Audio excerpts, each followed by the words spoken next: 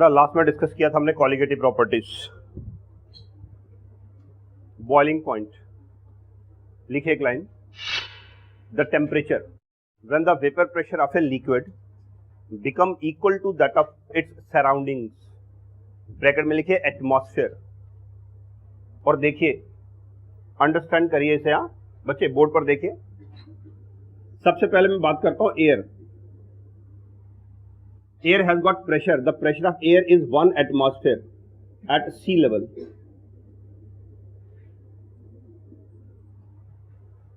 है ना बच्चे? एयर का प्रेशर सी लेवल पर कितना है? Pressure is force per unit area, ठीक है ना। Air molecules are exerting some force at sea level. The pressure of air is, बेटा आप किसी सिंपल एक्सपेरिमेंट से क्या मुझे आप ये बात एक्सपेरिमेंटली बता सकते हैं, प्रूव कर सकते हैं? कोई ऐसा एक्सपेरिमेंट जिसे प्रूव हो एयर का प्रेशर होता है? एयर का प्रेशर होता पड़ा है हमने, हम कैसे बता सकते हैं कोई एक्सपेरिमेंट की हेल्प से एयर हैज गॉट प्रेशर?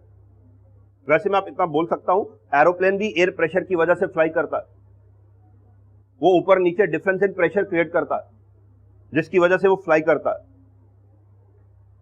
कोई ऐसा एक्सपेरिमेंट, सिंपल एक्सपेरिमेंट मुझे याद है 4th, 5th, 6th क्लास में मैंने पढ़ा था, मुझे आज भी याद है, जिसे हम बता सके एयर का प्रेशर है। बोलो बच्चे। चलिए देखिए, मुझे कौन सा एक्सपेरिमेंट याद है। अगर मैं एक गिलास ले लूं, ठीक है ना, टम्बलर, इसको पूरा पानी से भर दूं up to the brim, top तक। उसके बाद इसके ऊपर रख दूं एक कार्डबोर्ड और इसको प्रेस कर दूं, ऊपर से प्रेस कर दूं, ताकि कार्डबोर्ड और वाटर के बीच में एयर नहीं रहे। उसके बाद ऊपर हाथ रख के इसको आहिस्ता से उल्टा कर दूं।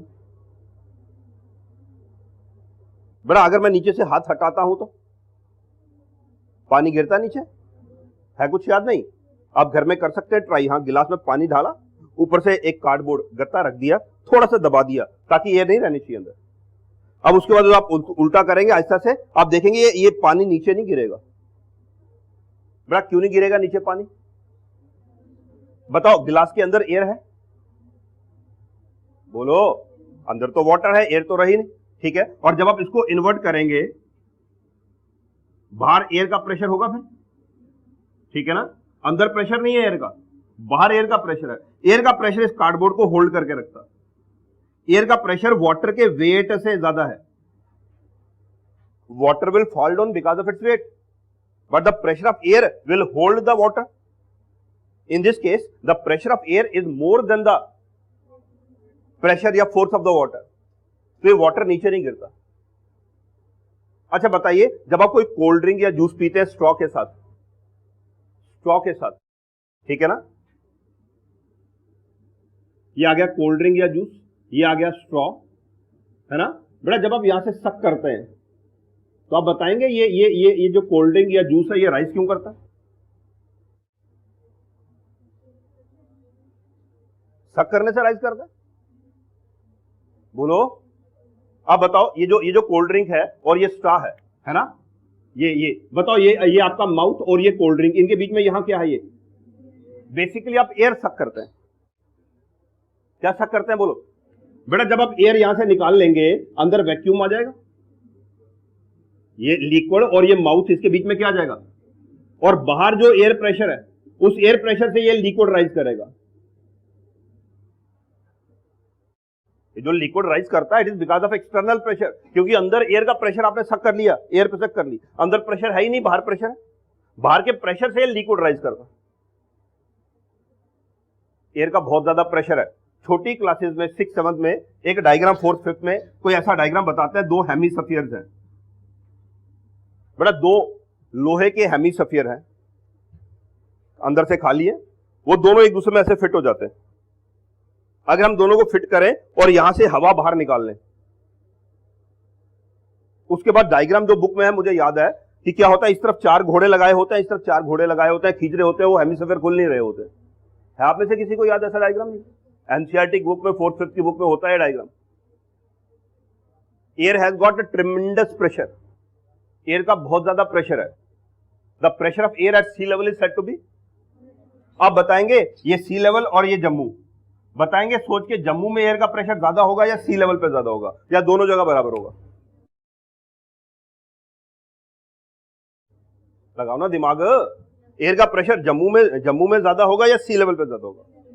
चलिए इधर देखिए दोबारा बेटा, ये मान लो अर्थ है, ये सी लेवल है। जितनी भी अर्थ है, अर्थ सॉलिड अर्थ, वो सी लेवल से हाइट पर ही है। बोलिए, है ना? कोई एक आध कंट्री है जो सी लेवल से नीचे है, अदरवाइज बाकी मैक्सिमम जितनी भी कंट्रीज हैं, प्लेटूज हैं, जितने भी अर्थ है वो सी लेवल से। जैसे जम्मू मान लीजिए, ये आ गया कोई माउंटेन एरिया, यहां पे जम्मू है,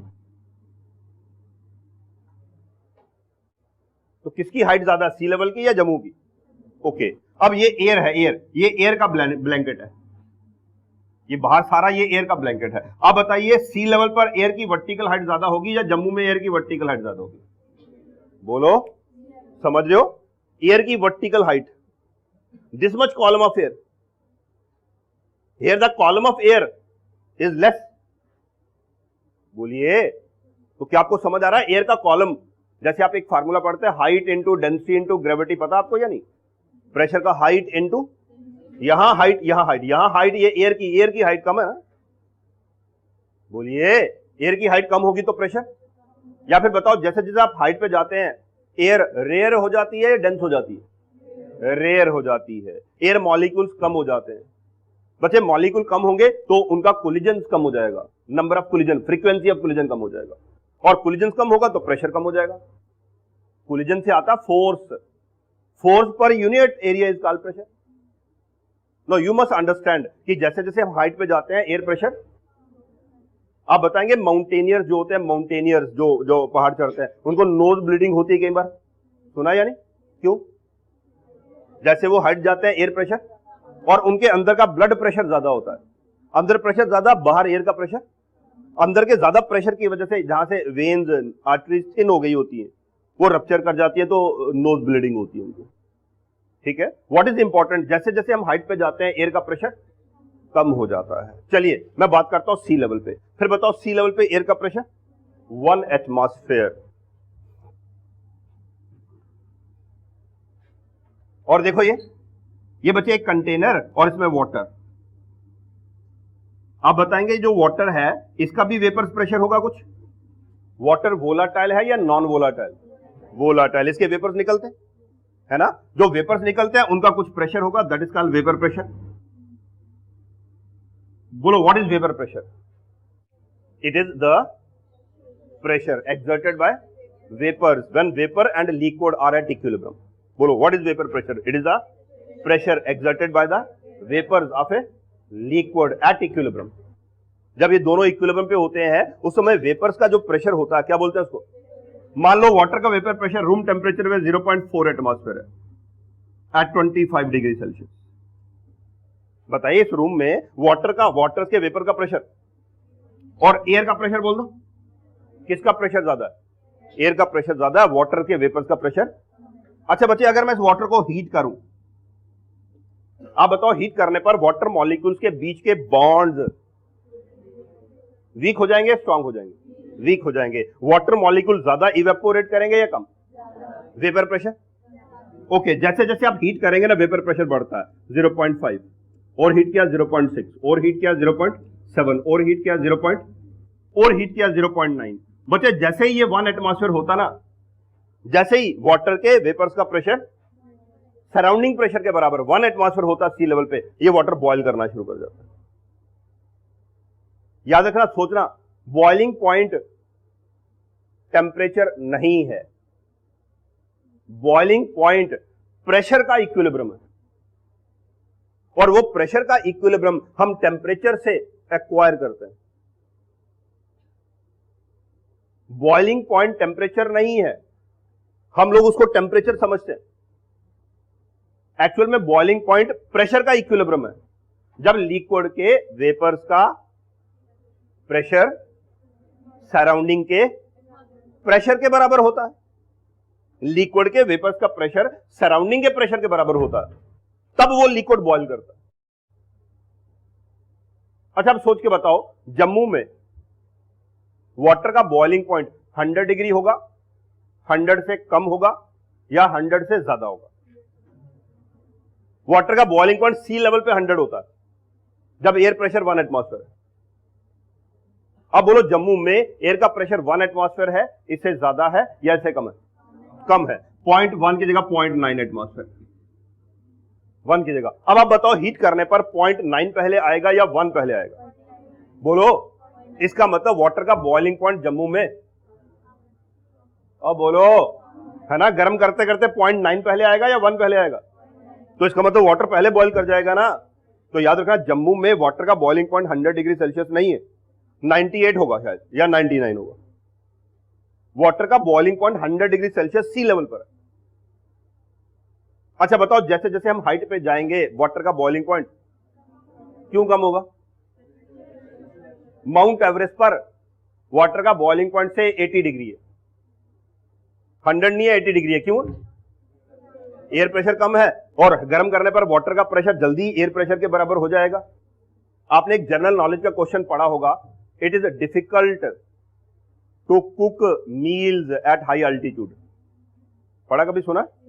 जितनी आप हाइट पे चले जाते हैं खाना देर से बनता है, आसानी से जल्दी नहीं बनता, टाइम ज्यादा लगता है। बताओ रीजन। जितना भी हम खाना बनाते हैं मैक्सिमम हम वाटर में बनाते हैं, राइस, पल्सेस, सीरियल किसमें बनाते हैं? तो याद रखो, खाने को वो टेम्परेचर मिलता है जो वाटर का बॉइलिंग पॉइंट है। सी लेवल पे आप खाना बनाएंगे तो खाने को टेम्परेचर मिलेगा 100 डिग्री सेल्सियस। जम्मू में बनाएंगे तो 98 डिग्री, माउंट एवरेस्ट पे बनाएंगे तो 80 डिग्री। तो बताओ ना, 80 डिग्री टेम्परेचर रखें और 100 डिग्री रखें, 80 और 100 काइनेटिक्स में पढ़ा हुआ आपने। टेम्परेचर अगर आप 10 यूनिट बढ़ाते हैं रेट डबल हो जाता है ना। तो माउंट एवरेस्ट पर टेम्परेचर 80 डिग्री है और सी लेवल पर टेम्परेचर 100 डिग्री है। तो बताओ ना, कहां कुकिंग फास्टर होगी? माउंटेन पर देर से क्यों होगी? बात समझिए आप लोग, ठीक है ना। It is difficult to cook meals at high altitude. और बताओ इधर वाटर, मैंने इसका वेपर प्रेशर क्या सपोज किया? 0.4। अगर मैं इसमें ऐड करूं शुगर, बोलो शुगर वोलाटाइल है नॉन वोलाटाइल? इसका वेपर प्रेशर कम हो गया, बढ़ गया? अब आपने बताना 0.3 से 1 करने में, पहले 0.4 से 1, अब 0.3 से 1, आपको ज्यादा हीट करना पड़ेगा या कम हीट करना पड़ेगा? बॉइलिंग पॉइंट बढ़ गया या कम हो गया? Elevation and boiling point. अगर हम नॉन वोलाटाइल सॉल्यूट ऐड करते हैं तो नॉन वोलाटाइल सॉल्यूट ऐड करने से वेपर प्रेशर कम हो जाएगा। अब इस 0.3 एटमॉस्फेयर को 1 एटमॉस्फेयर करने के लिए आपको कंपैरेटिवली ज्यादा हीट करना पड़ेगा, बॉइलिंग पॉइंट में एलिवेशन हो जाएगी। एलिवेशन क्यों हुई? क्योंकि आपने नॉन वोलाटाइल सॉल्यूट ऐड किया, और जितना ज्यादा नॉन वोलाटाइल सॉल्यूट ऐड करेंगे बॉइलिंग पॉइंट में एलिवेशन उतनी ज्यादा हो जाएगी। चलिए मैं डायग्राम बनाता हूं एक जरा, टेम्परेचर और इस तरफ वेपर प्रेशर। इधर क्या? वाटर का वेपर प्रेशर से, वेपर प्रेशर ऑफ वाटर, और इस तरफ बेटा देखो ये मैं लिखता हूं vapour pressure, this is 1 atmosphere. Along this line pressure is equal to 1 atmosphere। अब देखो ये temperature 25 degree Celsius room temperature, बताओ 25 डिग्री सेल्सियस पर वाटर का वेपर प्रेशर कितना सपोज किया था मैंने? तो बेटा 0.4 ये मैंने मार्क कर दिया, वाटर 0.4 एटमॉस्फेयर, ठीक है। बोलो दोबारा बच्चे, टेम्परेचर बोलो 25 डिग्री और वाटर का वेपर प्रेशर बोलो। अच्छा बताओ, अगर मैं हीट करता हूं टेम्परेचर बढ़ाता हूं तो वाटर का वेपर प्रेशर गर्म करने पर बॉन्ड वीक होंगे, आसानी से ब्रेक होंगे, ज्यादा वेपर्स निकलेंगे, कम वेपर प्रेशर। तो बेटा गर्म करने पर ये ग्राफ कुछ ऐसा हो जाएगा। प्लीज बच्चे कंफर्म करो, जैसे जैसे हम टेम्परेचर बढ़ा रहे हैं वाटर का वेपर प्रेशर बढ़ता जा रहा है। इस पॉइंट पर वाटर का वेपर प्रेशर कितना हो गया? Now this is 100 degree Celsius, जिसे आप बोलते हैं TB, boiling point of water. अब डिफाइन करो व्हाट इज बॉइलिंग पॉइंट। बोलो द टेम्परेचर, बोलो the when the vapour pressure of water becomes equal to that of 1 atmosphere that of surrounding. यही होता ना बॉइलिंग पॉइंट, ठीक है। तो जब वो टेम्परेचर, जब वाटर का वेपर प्रेशर, लिक्विड का वेपर प्रेशर बोलो सराउंडिंग के बराबर, इधर देखो बड़ा राउंड बॉटम फ्लास्क, अंदर एयर, बाहर एयर, एयर का प्रेशर 1 एटमॉस्फेयर, वाटर का वेपर प्रेशर 0.4 एटमॉस्फेयर।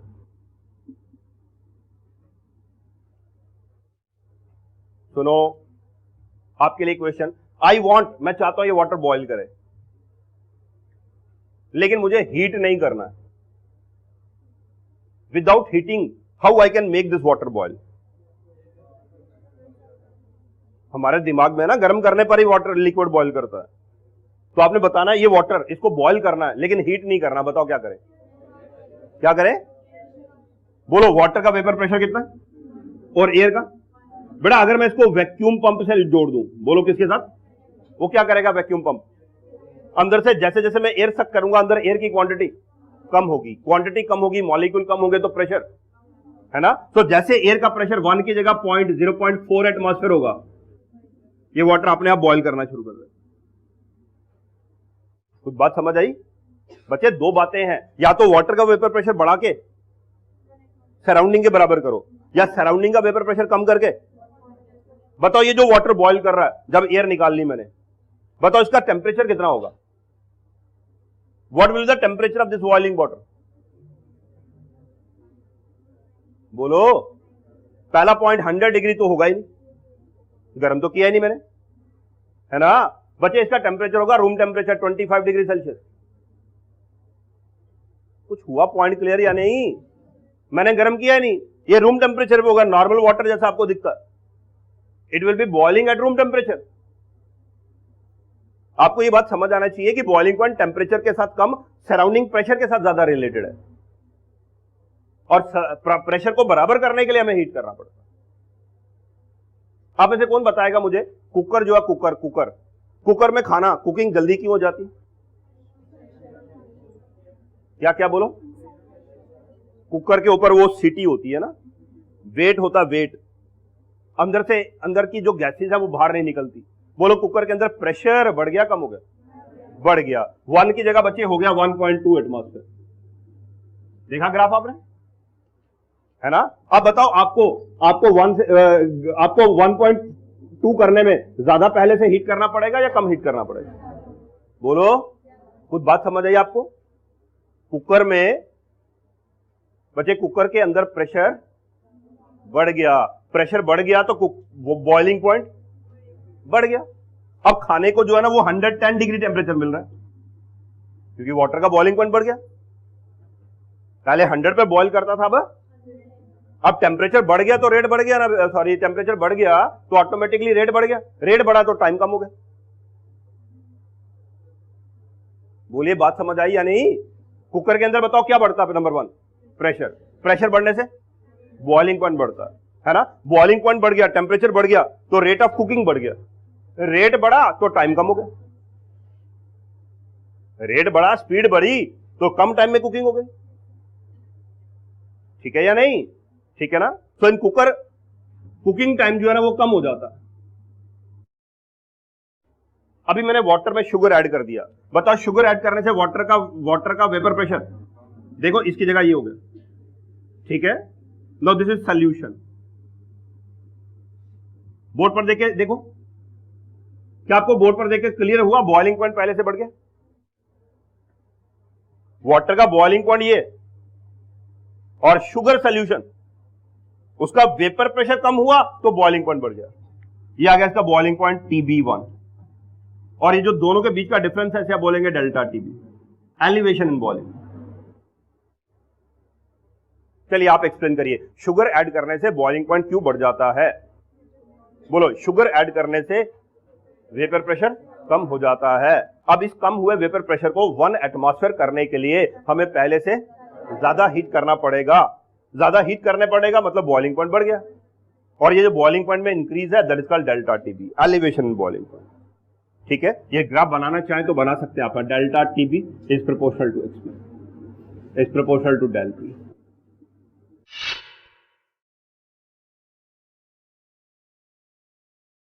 लिख लीजिए कुछ क्वेश्चंस, आंसर घर में खुद लिखिए। लिखिए number 1, why it is difficult to cook meals at high altitude. Number 2, why and how pressure cooker reduces time of cooking. Third question, can we make water boil without heating?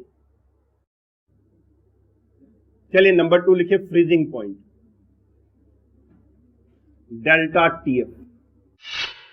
It is the temperature when the vapor pressure of a liquid become equal to that of its solid state। Bracket में लिखिए, solid and liquid are at equilibrium। ये हमने लिखा ice at 0 degree Celsius, ice existing at 0 degree Celsius। ice is a very common example in this case। इधर देखो, मुझे बताओ ये जो ice है, ice में से भी वाटर वेपर्स निकल रहे होते हैं। कई बार देखा आपने आइस में से भी, ठीक है ना, आइस में भी वाटर वेपर निकल रहे होते हैं। आइस का भी वेपर प्रेशर है, वो अलग बात है कि आइस का वेपर प्रेशर बहुत कम है। चलिए मैं सपोज कर रहा हूं आइस का वेपर प्रेशर 0 डिग्री पे मान लेते हैं 50 मिलीमीटर ऑफ मर्करी। अभी लिखेगा नहीं, इधर देखिए, आइस टेम्परेचर बोलो 0 डिग्री, आइस का वेपर प्रेशर। अच्छा आप सोच के बताओ, अगर मैं इसको, प्लीज बचे, अगर मैं इसको गर्म करूं तो इसके अंदर के बॉन्ड वीक हो जाएंगे, वेपर प्रेशर बढ़ेगा। अगर मैं इसको ठंडा करूं,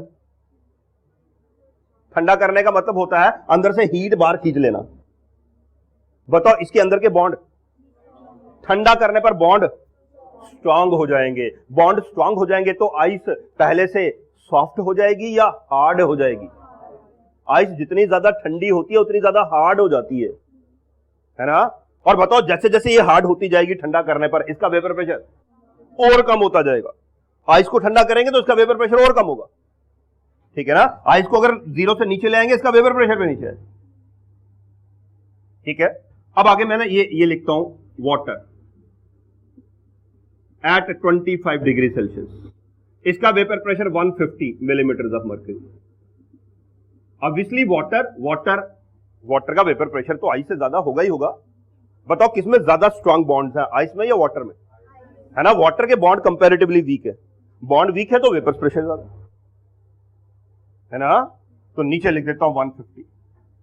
अब आप बताओ अगर मैं इस वाटर को ठंडा करूं 25, 24, 23, 22, 21, जैसे जैसे ठंडा करूंगा इसका वेपर प्रेशर, और बेटा जैसे इसका टेम्परेचर पहुंचा बोलो इसका प्रेशर भी 50 आ जाता, और जैसे इसका वेपर प्रेशर 50 पहुंचता है ये वाटर फ्रीज करके आइस बनाना शुरू कर देता। बताओ वाटर कब फ्रीज करता है? बोलो ठंडा करने पर, जब उसका वेपर प्रेशर आइस के वेपर प्रेशर के बराबर होता है तब वाटर फ्रीज करता है। कोई भी लिक्विड कब फ्रीज करता है? जब उसका वेपर प्रेशर, बोलो जब उसका वेपर प्रेशर उसकी सॉलिड स्टेट के बराबर होता है। पढ़ो जरा क्या लिखा था, it's the temperature when the vapour pressure of a liquid, आगे बोलो, become equal to that of its solid state, ठीक है ना। अगर मैं ग्राफ बनाऊं तो again vapour pressure and temperature,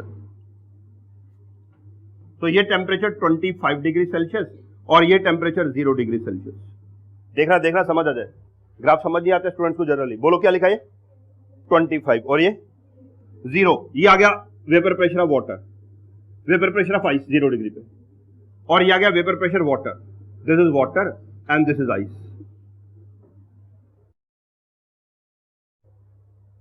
फिर बताना प्लीज, टेम्परेचर बोलो 0, temperature 25, this is the vapour pressure of water, है ना, और 0 डिग्री पर this is the vapour pressure. बच्चे ये सॉलिड है और ये लिक्विड है। अच्छा बताओ ये कौन है? इसको अगर मैं ठंडा करूं तो इसका वेपर प्रेशर कम होगा। बताओ ये ग्राफ समझ आया आपको? अगर मैं आइस को ठंडा करूं उसका वेपर प्रेशर कम होगा, और अगर मैं वाटर को ठंडा करूं तो उसका वेपर प्रेशर भी कम होगा। बताओ ठंडा करते करते यहां पर आकर वाटर का वेपर प्रेशर किसके बराबर हो गया? आइस के बराबर हो गया। Now this point is called, बोलो ना, this point is called now freezing point, TF. बोलो रुको अभी जरा, what is freezing point? The temperature when the vapour pressure of liquid water becomes equal to that of solid water. समझो अभी जरा इधर बच्चे, ये कौन है?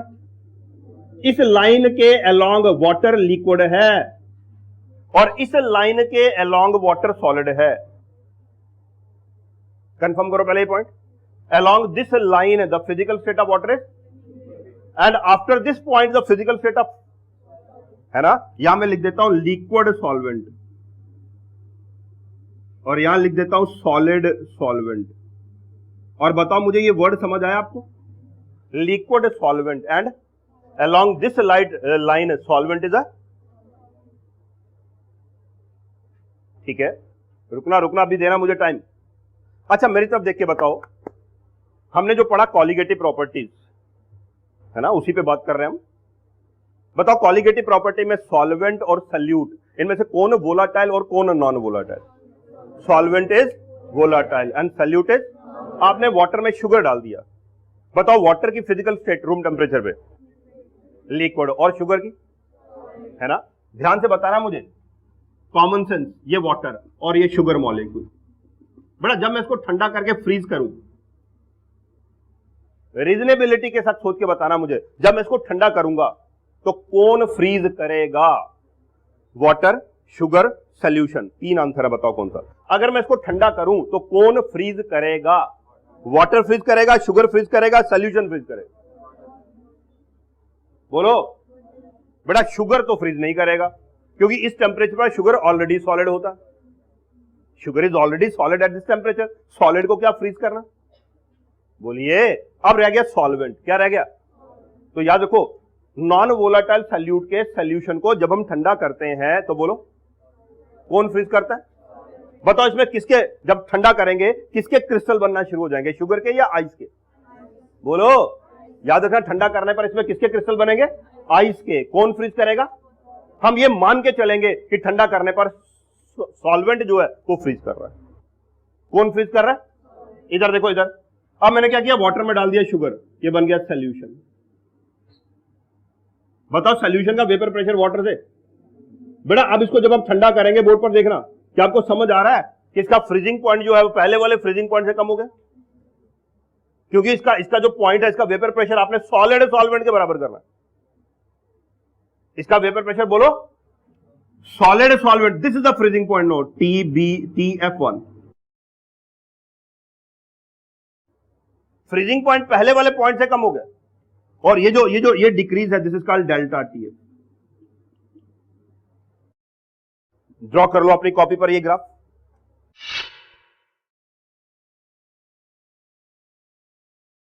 It is assumed that when a solution of sugar in water is cooled, it is water that freezes, and crystals of ice are obtained at the freezing point. चलिए बच्चे, नेक्स्ट हेडिंग लिखिए आप लोग, रॉल्ड्स लॉ।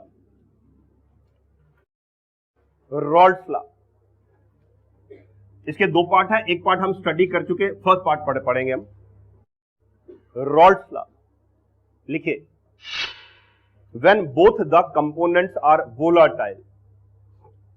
रॉल्ड्स लॉ क्या है? when दोनों component A और B, solute solvent, दोनों वोलाटाइल है, आपने बेंजीन और टॉलिन को मिक्स कर दिया, आगे लिखेंगे आप at constant temperature. At constant temperature PA is directly proportional to XA and PB is directly proportional to XB. This is Raoult's law. दो कंपोनेंट है ए और बी, ए होता सॉल्वेंट, बी होता सॉल्यूट, दोनों वोलाटाइल है। PA, partial vapor pressure of A, is proportional to mole fraction of A, and partial vapor pressure of B is proportional to, this simple is Raoult's law। अगर मैं proportionality हटा दूं, PA is equal to P naught A XA and PB is equal to P naught B XB। और ये जो याद होगा को P naught A is called pure vapor pressure of A, जब कंपोनेंट A प्योर है, and pure vapor pressure of B। Next step लिख रहा हूं, P total is equal to PA plus PB। आप में से कौन बताएगा ये कौन सा लॉ है? बच्चे ये डाल्टन्स लॉ है। ये कौन सा लॉ है ना? नॉन रिएक्टिंग गैसेस का टोटल प्रेशर उनके इंडिविजुअल कंपोनेंट्स के प्रेशर के बराबर होता है, that is equal to P naught A XA plus P naught B XB।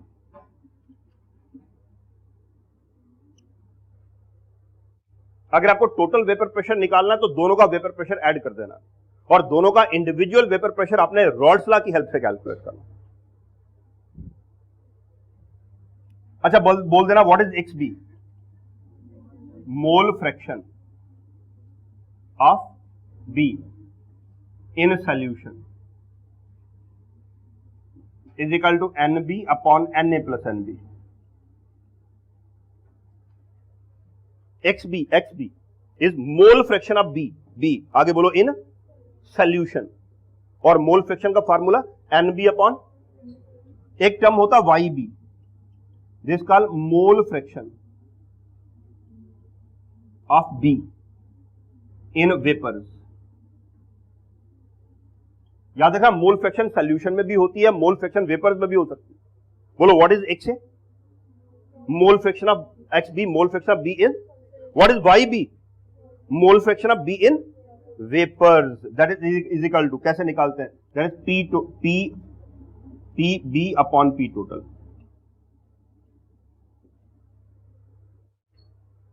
ये दो अलग अलग टर्म्स है, ध्यान से पढ़ना अपने बुक में ऑब्जेक्टिव में, मोल फ्रैक्शन सॉल्यूशन में या मोल फ्रैक्शन वेपर्स में।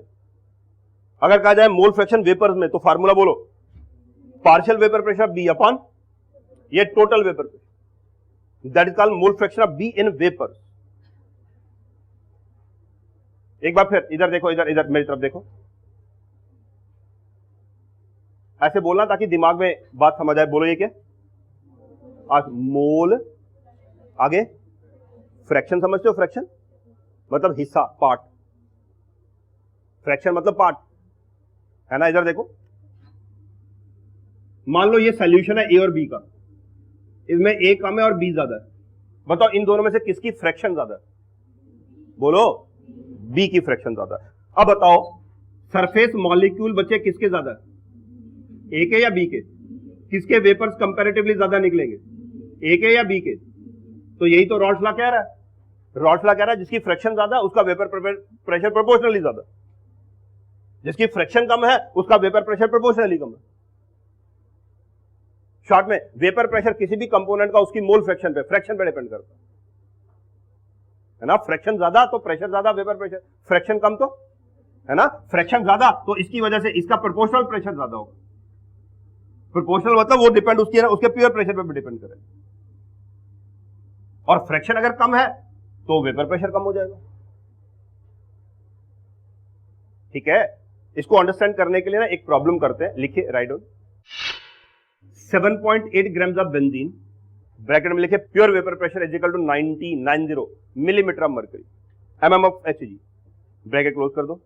आगे लिखो are mix with 9.2 grams of toluene, और फिर ब्रैकेट में लिखो pure vapour pressure 60 millimetre of mercury, bracket close, full stop. Find A part partial vapour pressure of benzene, B part लिखो partial vapour pressure of टॉलीन, C part total vapour pressure of solution, D part mole fraction of benzene in vapours.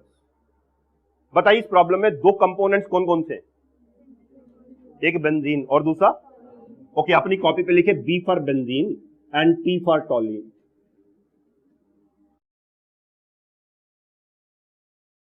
Seven 7.8 grams of benzene and 9.2 grams of toluene.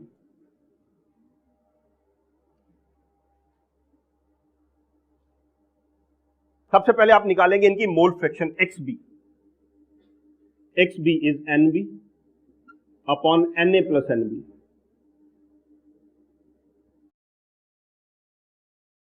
Rawls law की problem है तो mole fraction तो calculate करना ही पड़ेगा।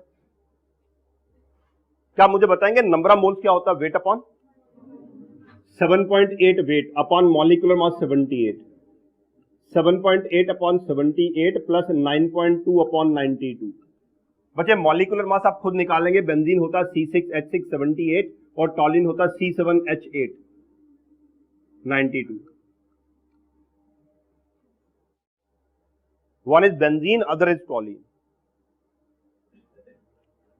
ये step समझ आ गया। 7.8 upon molecular mass 78, again 7.8 upon 78 और टॉलिन 9.2 पर 92। ये बच्चे चला गया 10 से, ये भी चला गया 10 से और ये भी चला गया 10 से। ये आ गया 0.1 upon 0.1 plus 0.1, 0.1 upon 0.2 that is 1/2, 0.5। तो XA मैं डायरेक्टली 0.5 लिख रहा हूं। एक्स बी निकाल लिया तो एक्स एक्स ए नहीं एक्स टी कर देता हूं इसको। बताओ अगर ये 0.5 तो वो मैंने 0.5 क्यों लिखा? बाइनरी सॉल्यूशन में दोनों का सम, अगर ये 0.8 होता तो वो 0.2 हो जाता। ठीक है ना, एक की मोल फ्रैक्शन निकाली, दूसरे की फाइंड कर। अब बच्चे उसके बाद ये फार्मूला यूज करना, P B is equal to P naught B x B and P T is equal to P naught T X T. लगाओ वैल्यू। आप बताओ प्रॉब्लम पढ़ के बेंजीन का प्योर वेपर प्रेशर कितना? 90 into 0.5, 45 millimetre of mercury. In case of टॉलिन it is 60 into 0.5, 30 millimetre of mercury.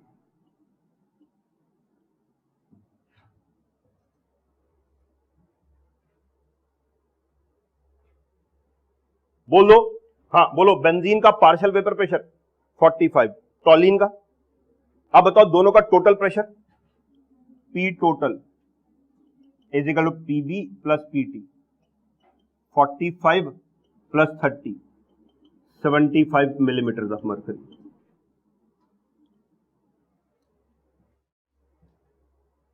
पहले individual partial pressure निकाले, बाद में दोनों को ऐड किया तो टोटल प्रेशर आ गया। अब लास्ट में बोलो और क्या कैलकुलेट करना है? फोर्थ पार्ट क्या? Mole fraction. किसका mole fraction? Benzene, Y B. आगे बोलो इन P total upon P B. बोलो फार्मूला समझ आ गया? Mole fraction of benzene in vapours, अभी लिखा था mole fraction in vapours, P B upon P total. Okay, P B upon P total. तो पी बी की वैल्यू है 45, पी टोटल है 75। 45 अपॉन 75, 0.6 आता है, देखो जरा। लास्ट स्टेप भी समझ आ गया? एक बार फिर इंपॉर्टेंट पॉइंट बोलना, बेंजीन की सॉल्यूशन में बचे, सॉल्यूशन में बेंजीन की मोल फ्रैक्शन क्या है और वेपर्स में क्या है? बताओ बेंजीन की मोल फ्रैक्शन वेपर्स में बढ़ गई या कम हो गई?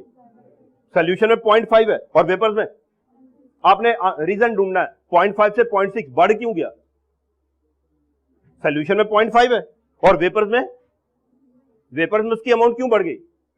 आप बताएंगे मुझे बेंजीन और टॉलिन किसका वेपर प्रेशर ज्यादा है? Pure vapour pressure. प्रॉब्लम में दिया बेंजीन का प्योर वेपर प्रेशर बोलो 90, टॉलिन का? किसके ज्यादा वेपर्स निकलते हैं? कौन ज्यादा वोलाटाइल है? Benzene is more volatile than, तो उसके ज्यादा वेपर्स निकलेंगे या कम? इसलिए मोल फ्रैक्शन बढ़ गई। फिर बोलो बेंजीन की मोल फ्रैक्शन वेपर्स में क्यों बढ़ गई? आप बोलोगे क्योंकि बेंजीन टॉलिन के कंपैरिजन में ज्यादा वोलाटाइल है।